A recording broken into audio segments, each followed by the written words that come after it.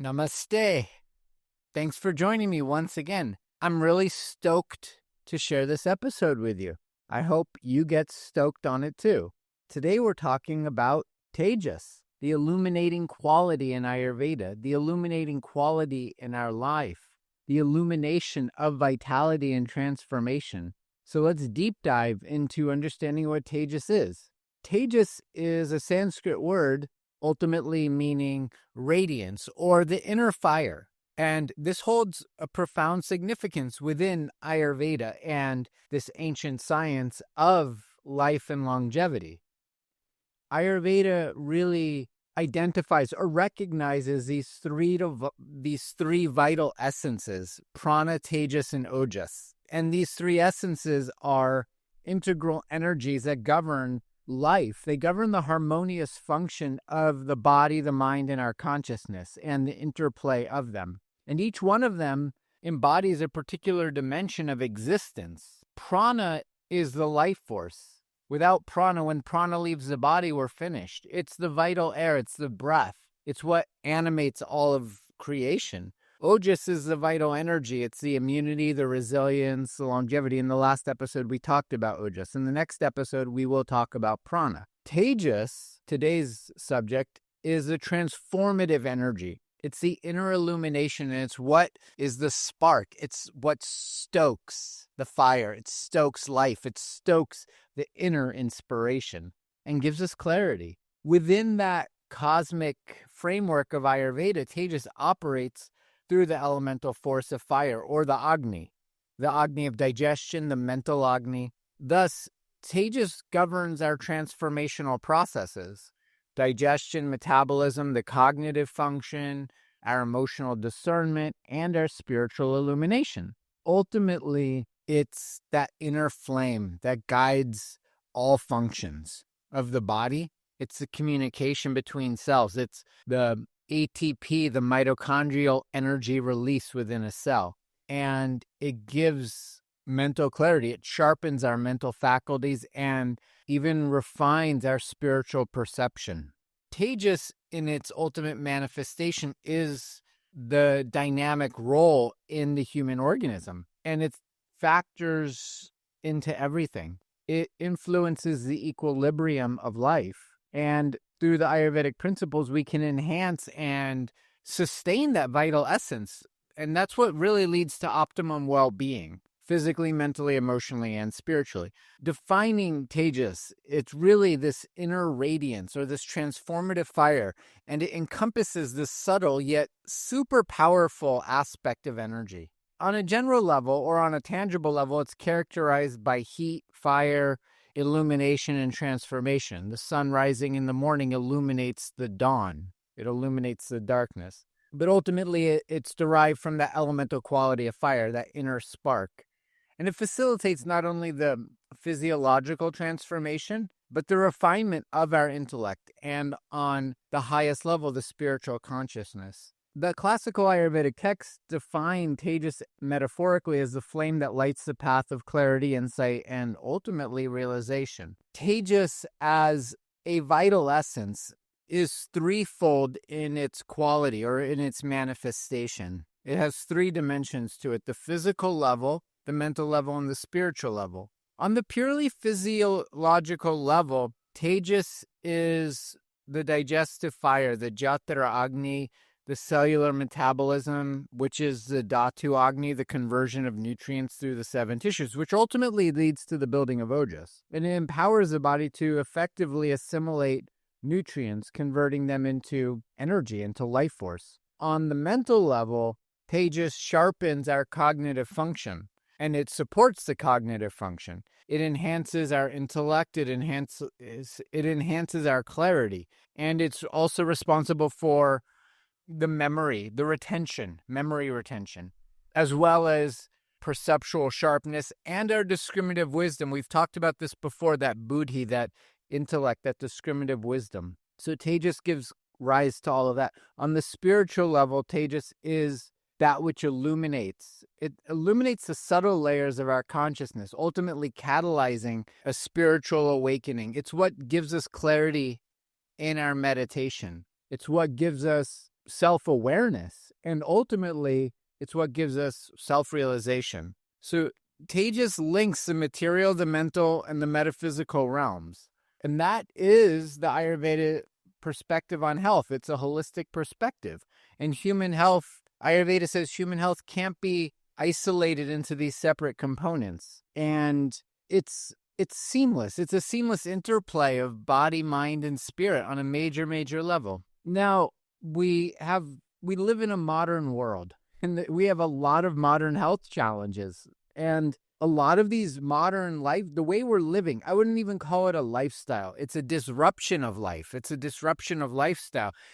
And the way we're living, this fast-paced world, fast food, Instagram or TikTok or whatever it is, we want instant information. We don't want to stop and read long articles. We want everything instantly. That disrupts the balance of Tejas because it creates stress, and stress throws off equilibrium. When we're stressed, we don't see things clearly, and we don't do things properly as far as biocircadian cycles go, as far as following biological rhythms of our own body, of nature. And when we're overstimulated, the system overheats. Like a car, when it's working too long, too hard in the desert, it overheats. The mind will overheat. One of the main things that I hear all the time from my clients, from my friends, from my family is so many people are stressed and burned out. Excessive work, chronic stress, worrying about paying the bills or their student loans or whatever it is. And another thing that happens when we're stressed out like this is it leads to poor digestion. The Agni, that digestive fire, that Tejas, that cellular gut intelligence, the gut-brain intelligence, our intuition, it all gets disrupted. That leads to poor digestion. And ultimately, that leads to toxins in the body, and those toxins lead to inflammation. Chronic inflammation is just a sign of excessive Tejas. Tejas really has this profound, multifaceted role in our body, beginning with the digestive health, because the digestive health is the sustaining fire of life. We call it Jatara Agni in Ayurveda. Tejas really serves as an energetic foundation of the digestive system, the physical and the mental digestive system. It maintains and empowers the Jatara Agni, that central digestive fire, which is located in the gastrointestinal tract, of course. So when we have a robust Tejas, it ensures a sufficient or efficient breakdown of food into absorbable nutrients, therefore nourishing the body's tissues, those dhatus, effectively. When we have that balanced Tejas, it's essential for preventing digestive disturbances, bloating, gas, indigestion, the formation of ama, that toxic metabolic waste. And that's the essence of chronic disease. When Tejas is balanced, the digestion proceeds smoothly and efficiently. And when we digest our food, when we digest our life experiences, we have increased physical and mental energy. We have clear skin as well as clear perception. We have vibrant physical and spiritual immunity. When the Tejas is diminished and we have weak digestion, that invites sluggishness, accumulation of physical and mental toxins, sluggishness physically and mentally, lack of inspiration from within, weight gain physically and emotionally, and impaired immunity physically and mentally. On the deepest level, it governs that cellular metabolism. We call that Pilu Chitta Agni, that cellular intelligence, that cellular metabolism. That's so beyond basic digestion. It's cellular metabolism at every level of tissue formation. That means those 7 bodily tissues, the lymph, the blood, the muscle, the fat, the bone marrow, and nerve tissue, which is the immune system, nervous system, and the reproductive tissue, are all functioning in harmony. And each of these tissues has its own transformative Tejas, its own digestive fire, its own what's called Dhatu Agni. And that's responsible for converting nutrients into healthy tissue, vibrant tissue. And that's not just physical nutrients. Each of our tissues holds emotions. It holds memories. We must have heard the issues are in the tissues. Our body stores our issues. Our body stores our past traumas. It also stores our bliss. It stores the memory in our body. Tejas fuels this conversion of experience. When it's strong, we have a long life inspired by the life's experiences. We see life as a gift, as a blessing, not as a curse. It doesn't mean it's not challenging. It doesn't mean we're not going to have difficulties, but we meet them with an enthusiasm, with inspiration as another challenge. It's like going to the gym and we're stoked to go to the gym. We had a great pre-workout formula or a nice protein shake or something, and we're pumped to go to the gym. We're excited. Tejas excites us. It enlivens us. It enlightens us. It's both gross fire and subtle fire, enabling us to efficiently process life. It's amazing. The mental clarity that comes from this. It's all the mental faculties firing simultaneously. It's the intellectual illumination. It's where all creativity comes from. It's where our cognitive clarity comes from. It allows us, Tejas allows us decisiveness in any situation. With clarity. It allows us memory. It allows us analytical thinking. We can process life. The eyes are governed by pitta, governed by the liver. It's a form of Tejas. We see the material world, the external world outside of ourself, and process that through the mind, sadhaka pitta. The eyes are called alochika pitta. It's a subdosha of pitta. Sadhaka pitta, it's the mental processing of what we're seeing. But Ayurveda philosophy emphasizes Tejas as a driving force behind discerning what's true and what's not true, what's illusion and what's reality. There's a mantra in the Vedas, Asato ma sakamaya, tamaso ma jyotirgamaya, mrityor ma amritam gamaya, from untruth to truth, darkness to light, and death to immortality. It's this mystical Tejas that allows us this heightened intuition to discern reality from non-reality. What's called Maya, falsehood, or illusion. But it's not that it's not real.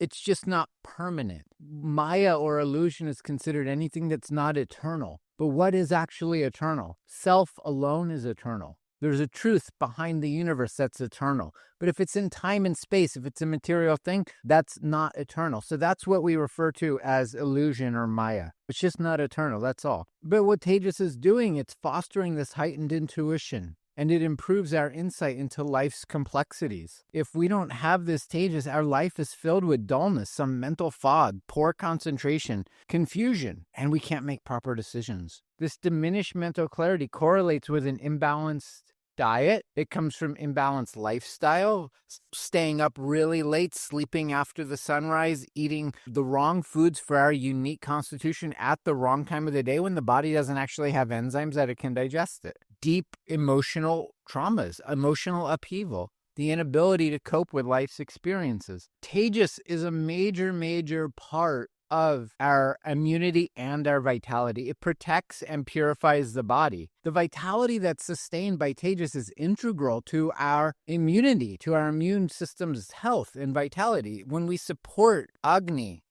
Tejas is effective in removing toxins and metabolic waste. We cannot avoid toxins. There's toxins everywhere. Even if it's not a man-made toxin, nature, as natural as the 5 elements are, there's toxins in nature. There's heavy metals in nature. I am currently in Hawaii where there's a volcano and it releases VOG, volcanic organic gas. It doesn't mean it's good for us just because it's natural. There's so many natural things that aren't really that good for us. So what Tejas does when it's healthy is burns up those toxins so they don't have a lasting effect in us. It prevents the accumulation of this ama, this toxin. So when we have a robust, strong Tejas, there's an inner cleanliness and it reduces our toxic load. It prevents systemic inflammation, and it enhances our resistance to external pathogens. At the same time, it promotes that sustained energy. When people are constantly sick, you hear, I get colds every season. Probably there's a lot of toxins accumulated, but when the people are having constant colds, constant infections, chronic fatigue, persistent illness, due to toxic accumulation or compromised Agni. Autoimmune conditions, this is all due to diminished Tejas in the cell, in the mind. On a spiritual level, Tejas is the light of consciousness. It's the radiant light of our higher self, and it burns away ignorance. In the Vedas, it's called avidya, ignorance, a lack of knowledge. Vidya is knowledge. It's wisdom. Avidya is without. Very simple. Tejas gives us the light of higher consciousness, the light of higher wisdom that removes that avidya. It allows us the light to see the inner self. It illuminates the inner path to knowing the self. Ayurveda teaches that when we have this strong Tejas, it's a requirement for spiritual practices to do sustained meditation, to do that Atmavicharya, that inner reflection, the introspection, the inner inquiry into the self. If we want to go into the self, which is sometimes a dark place to go, we need light. So Tejas provides that. It's a subtle fire, really, that burns through mental obscurities, our emotional blockages. So our consciousness becomes purified. It's like if we're sitting in a dark room, all we need to do is light one little candle and it lights up the whole room. You don't need a massive strobe light or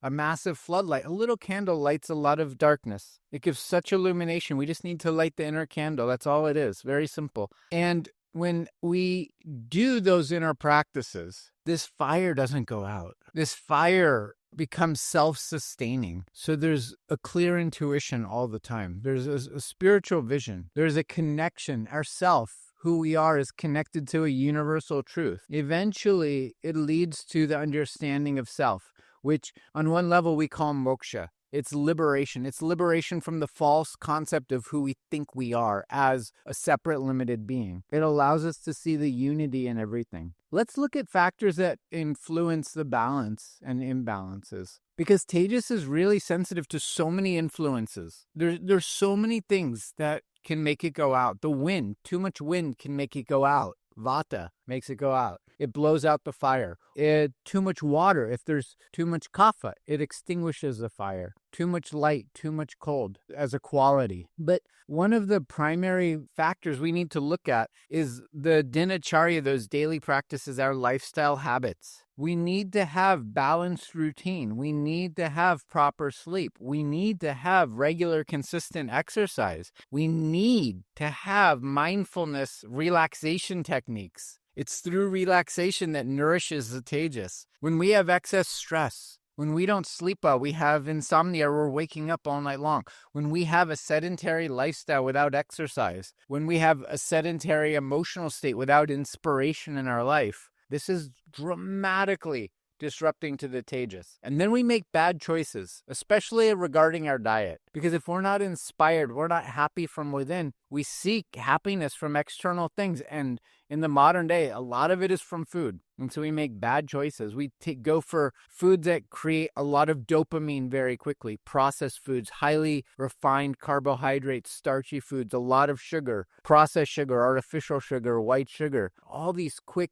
dopamine hits so we can feel content. And it makes sense because everyone wants to feel happy. Everyone wants to feel content. That's normal. That's our normal state, is happiness and contentment. But because we're not getting it from in, we look without. If we go within, we will never go without. But if we go without, we'll never go within. I love that. So when we have good Tejas, we make good dietary choices. We eat local, in season, organic, fresh, chemical-free food. But when we're not, we have these overly processed foods made with processed seed oils, stale foods, packaged foods, just ridiculous things.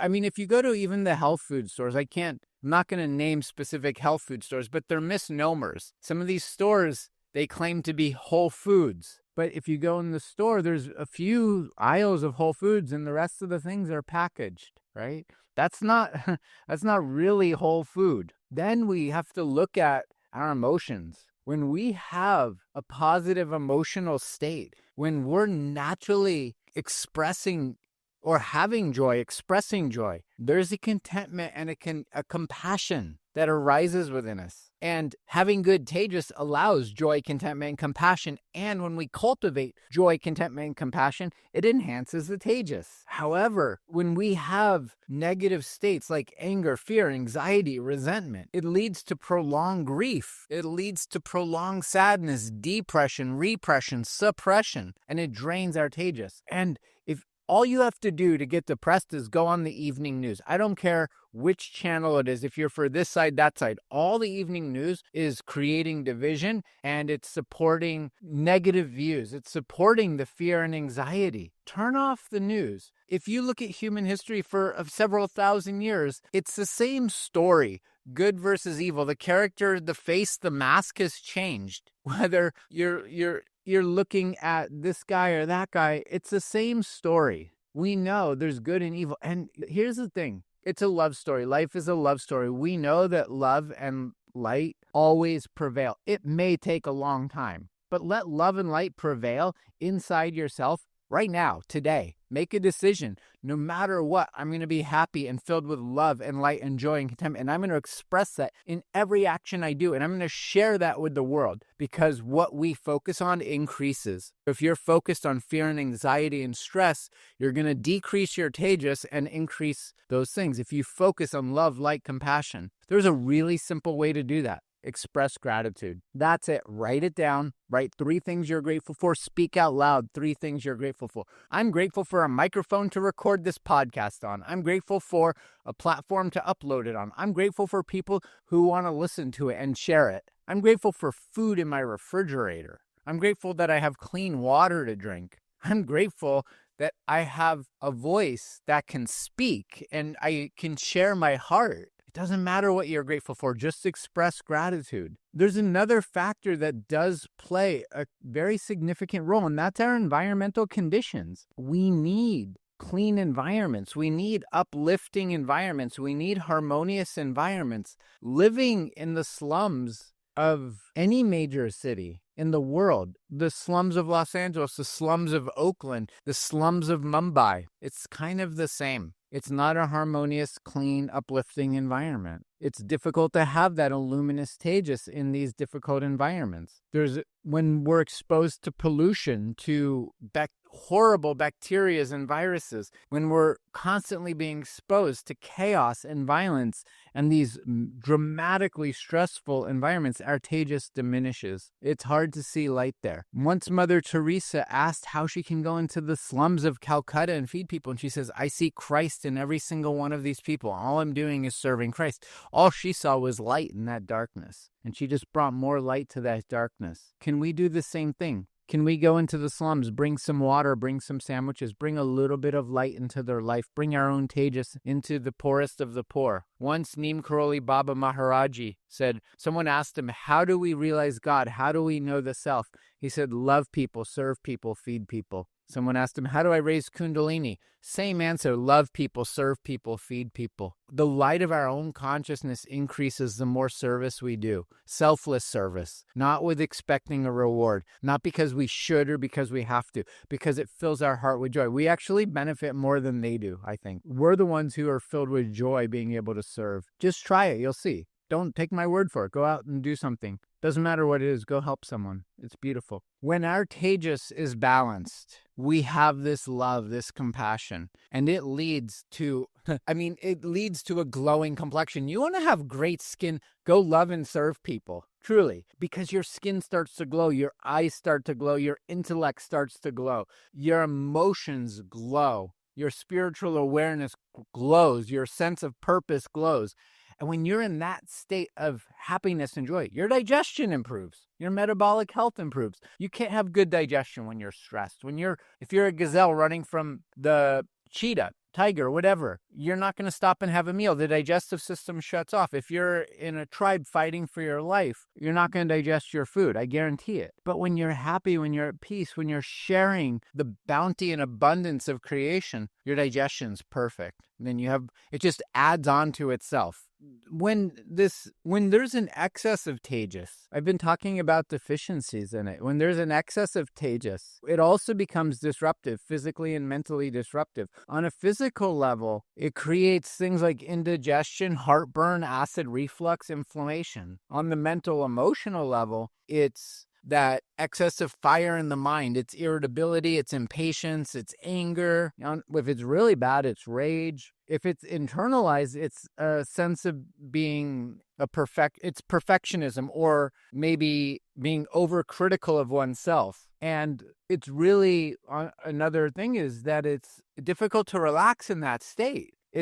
We're not able to let go of control. And I think the primary cause of all of it is prolonged stress. Acute stress, we adapt and it clears away. It's the chronic stress. And that comes from the over competition that the world demands, that we have to produce more. We have to be more, do more, and that our value is based on how much we do and how much we produce. Bullshit. It's bullshit. Now, bullshit does have value. It makes really good compost for your garden. Or if you're doing a Vedic fire homa, we dry that out and we use that for the fire kindling. But other than that, this concept that we need to do something to be worthy of love, that we need to do something to have value, that needs to be erased from the consciousness, from the database. We need new programming. Now, Ayurveda has really simple ways to balance excess or deficient Tejas. For excess of Tejas, there's beautiful cooling herbs. Shatavari, licorice, amalaki. These are cooling herbs that pacify this excess of Tejas. We can have cooling foods. We can have coconut water, my favorite, celery juice, another favorite, cucumber juice, or just eating cucumbers. In the summer months, we have melons that are beautiful. They're so cooling, amazing, and the fire goes up in the summer. So these beautiful foods, and then really engaging in lifestyle practices. Go swimming in natural water. I mean, if all you have is a pool, okay, no problem, but waterfalls, lakes, ocean, beautiful. Doing cooling pranayamas. There's a cooling breath called Shitali. It's amazing. Doing yin yoga. Avoiding overexertion, avoiding excessive competitive environments. When that fire is too low, we talked about this a little bit, but it leads to that weak digestion, the fatigue, the dullness in our intellect, and no internal inspiration and no external motivation. The body and the mind lose their transformative capacity. It's just a dullness. And when that prolongs, it's depression. So, the skin looks lifeless, the eyes look lifeless. There's a lack of vitality in a person's glow in their energetic field. Really badly, it leads to apathy and depression. Ayurveda also gives these same kind of tools for excesses or deficiencies. So if we have an excess deficiency, the very best herb, ginger, amazing. Ginger, turmeric, black pepper, they're fire. They light the fire. Come on, baby, light my fire. Try to set the night on fire. Jim Morrison, The Doors, so inspired. Other herbs, cinnamon, beautiful. These all stimulate the digestion. Physical and mental digestion, emotional digestion. So beautiful. And here, in this case, we would eat warm foods. Easily digestible cooked foods, soups, stews, curries, all these things that are igniting that fire. And here we would engage in regular exercise. We want an accountability buddy. Come over, wake us up before the sunrise and go climb a mountain, go for a run, go to a vinyasa or an iyengar, some kind of vigorous yoga practice. Do lots of sun salutations, do intense pranayamas, Kapalabhati or Bhastrika, breath of fire, the skull shining breath. So all these physical things we can do in and through the body. That's life. That's consciousness. That's God. That's in and through the body. We're here in a body. We can't bypass the body.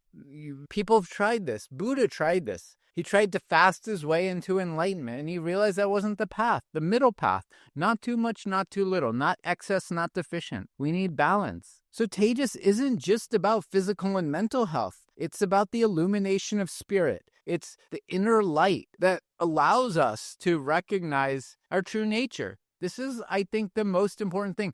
The body can be used, and I think should be used, to know thyself, to know love, to know the universe. So Tejas plays this very powerful role in our spiritual awakening because it clears away the obstructions of our mind. Some people call them impurities, but it's just obstructions of the mind that are preventing us from having a deep meditation and heightened awareness. We need to remove the obstructions so the flow of energy can flow. There's this concept called viveka, which means discernment or mindful discrimination that allows us to see beyond the veils of illusion, meaning beyond what's real and not real. We can see the difference between real and not real. The self is real, love is real, the soul is real. And the material world, the programs, the subconscious programs, it's the current working model in the computer database, but it's always being updated. So we need to go Nabodhi 2.0, Nabodhi 3.0. We need to keep updating the system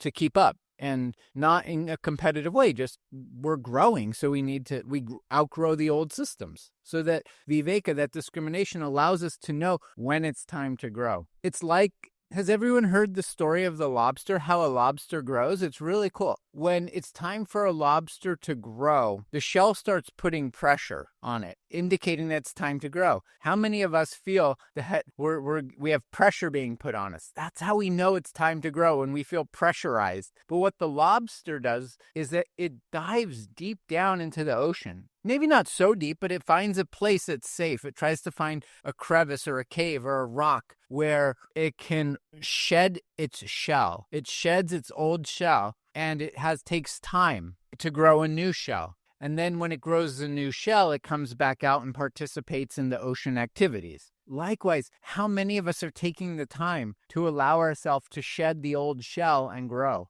This is where a lot of retreats are really beneficial. Going on week-long, month-long meditation retreats, 10-day meditation retreats, doing panchakarma retreats where we're cleansing the physical, mental, emotional body so we can have spiritual renewal. We need time in nature to shed the shell and regenerate. Ayurveda offers so many tools, but I think the best tool is time in nature, to be alone in nature, to be quiet in nature, to examine ourselves in nature. And with that, we can do really fun things. One of the greatest tools I think Ayurveda offers, yoga offers, Vedanta, the Vedic path offers, many paths offer, is mantra. Mantra is a sacred syllable. It's a sacred sound, like Om. Om amplifies Tejas. Any mantra, Ma, divine love, Om, divine light, Om Namah Shivaya, Om Namo Bhagavate Vasudevaya, Om Parashakte Namaha, Om Shiva Shakti Ekarupinye Namaha,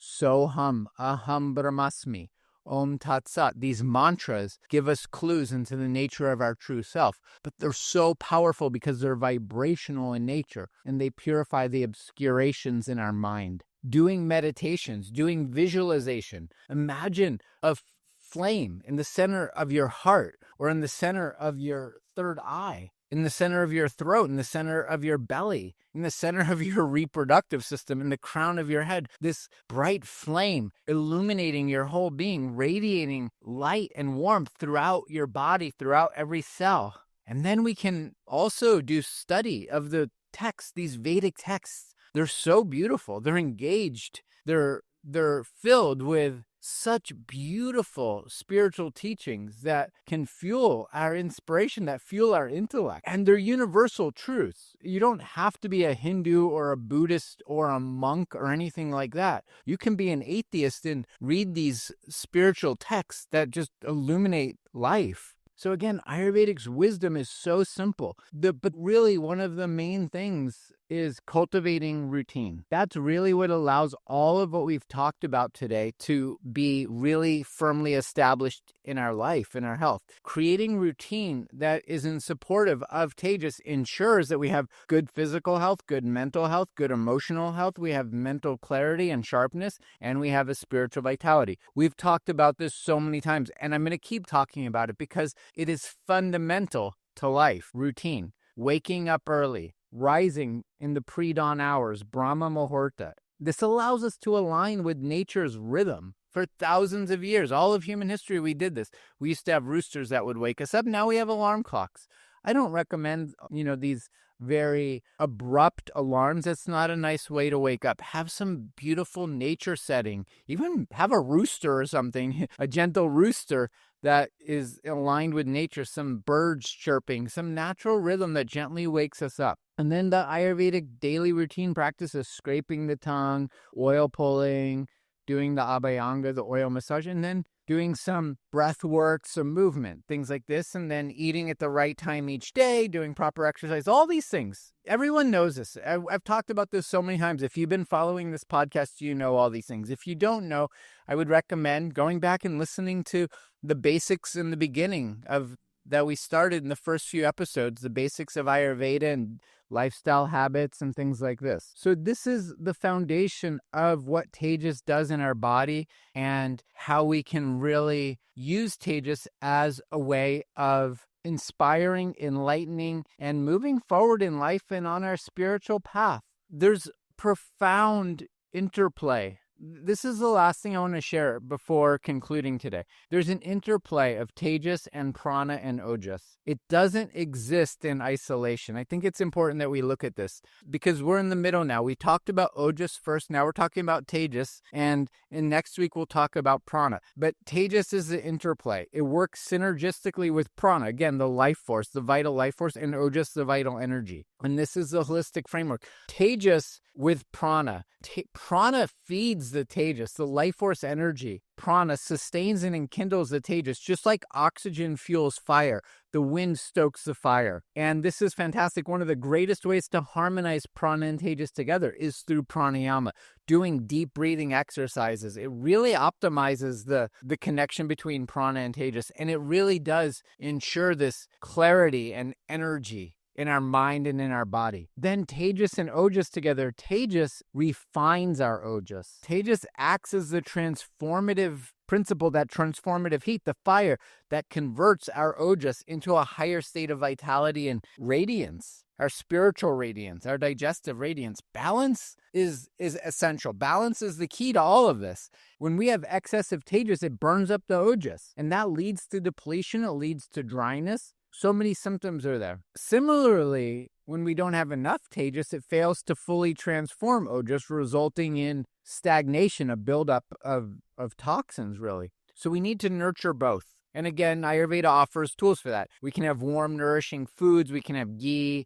We can have herbal milks. We can use turmeric, ginger. These sustain that delicate balance. But they have this synergistic function. When prana and Tejas and ojas are in harmony, our body thrives with energy and strength. Our mind operates with this sharpness and clarity that is undeniable. And our spirit radiates peace, joy, and wisdom. Nourishing this inner fire through mindfulness, through a balanced lifestyle, through cultivating emotional harmony, and really a spiritual dedication that is in alignment with who we truly are, our authentic self, alignment with our dharma, our swadharma, what we're here to do. When we have this balance, we're in a place to fully manifest our potential. We're fully physically vibrant. We're mentally clear. We have emotional intelligence and emotional resilience, and our consciousness is filled with luminosity. We have to sustain prana, Tejas, and ojas. We have to align ourselves with these transformative principles. This is what fosters a life filled with love.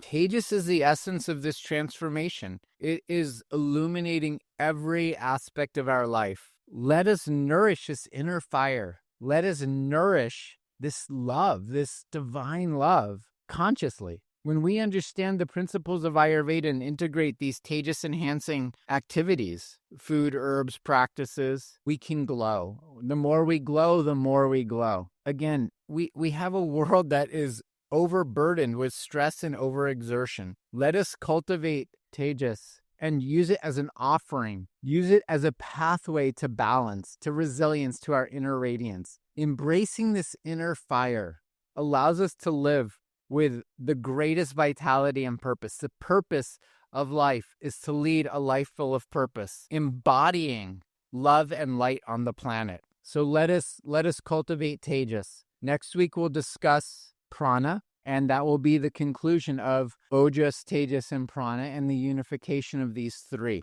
Until next week, I really encourage you to cultivate this inner fire, cultivate a curiosity. Where am I extinguishing this fire? How can I light my fire? How can I express more joy? What activities can I do that allow me to express that inner radiance? And as always, I encourage you, if you found value here, share this. Share this with as many people as possible, your family, your friends, your community. And please, again, as always, leave your experiences, share your wisdom, share your life experiences, leave comments. When you leave comments, when you share what you know and what you've experienced, we can grow from each other. It's not just me teaching something. I'm just sharing what I've learned. So share what you've learned too. And then together we grow as a community, as one family united in love and light. Until next week, walk in balance, walk in peace, walk in joy. Fill your heart with love and express it in everything you do. And if you have the opportunity, go do some service this week. Go make one sandwich and give it to someone on the street. You see a person on the street corner, make a sandwich, put, maybe some nice healthy chips, some water in there. Just give them a smile, talk to someone, share love with people. Call someone that you haven't talked to in a long time and tell them how much you appreciate them, how much you love them. I appreciate you so much for listening and sharing and part of this community. So I'll see you next week. Namaste.